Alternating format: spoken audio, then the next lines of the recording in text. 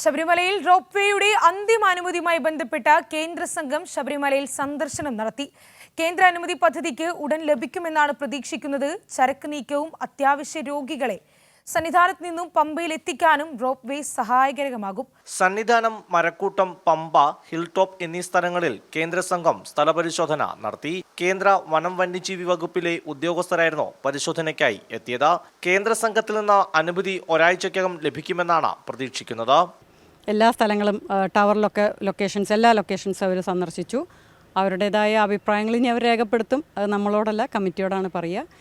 അതിനുശേഷം അടുത്ത കൂടുന്ന വൈൽഡ് ലൈഫ് ബോർഡിലായിരിക്കും അതിൻ്റെ അന്തിമ തീരുമാനം നമ്മൾ അറിയുന്നത്. നിർമ്മാണ പ്രവർത്തനങ്ങൾ ആരംഭിക്കാൻ വനംവകുപ്പിന്റെ അന്തിമ അനുമതിയും ആവശ്യമാണ്. അടുത്തതുള്ളത് വനം വകുപ്പിൻ്റെ ഉണ്ട്. ഇതുപോലെ സ്റ്റേജ് 1, സ്റ്റേജ് 2 2 ക്ലിയറൻസ് ആണ് വനം വകുപ്പിൻ്റെ. സ്റ്റേജ് 1 ആണ് ഇപ്പോൾ നമ്മളെല്ലാം കഴിഞ്ഞു നിൽക്കുന്നത്. പകരം ഭൂമിയുടെ ഇതെല്ലാം കൊടുത്തു കഴിഞ്ഞു. അപ്പോൾ അതിലും ഇതുപോലെ ചില അഭിപ്രായങ്ങൾ അവരുടെയും കൂടി നോട്ട് ചെയ്യാനുണ്ട്. സ്റ്റേജ് 1 ബാംഗ്ലൂരിൽ നിന്നാണ്. വൈൽഡ് ലൈഫ് ബോർഡ് കിട്ടിക്കഴിയുമ്പോൾ സ്റ്റേജ് 1 ബാംഗ്ലൂരിൽ നിന്ന് നമുക്ക് കിട്ടുന്നതായിരിക്കും. അതിനുശേഷം പിന്നെ പകരം ഭൂമി കൈമാറ്റം ഉണ്ടാകും. പകരം ഭൂമി കൈമാറ്റം കഴിഞ്ഞാലാണ് സ്റ്റേജ് 2 ക്ലിയറൻസ് നമുക്ക് കിട്ടുന്നത്.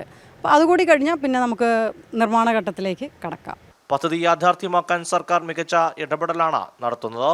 സർക്കാരിൻ്റെ ഭാഗത്തുനിന്ന്, നമ്മുടെ ദേവസ്വം മന്ത്രിയുടെ ഭാഗത്തുനിന്നും ദേവസ്വം ബോർഡിൻ്റെ ഭാഗത്തുനിന്നും ഉണ്ടായിട്ടുള്ള ആ ഒരു എന്താ പറയുക, ഒപ്പം എന്ന പോലെ നമ്മളുടെ ഓരോ ആവശ്യങ്ങൾക്കും കൂടെ നിന്ന് അത് പെട്ടെന്ന് കണ്ട് പെട്ടെന്ന് പരിഹരിക്കും. കൈരളി ന്യൂസ്, പത്തനംതിട്ട.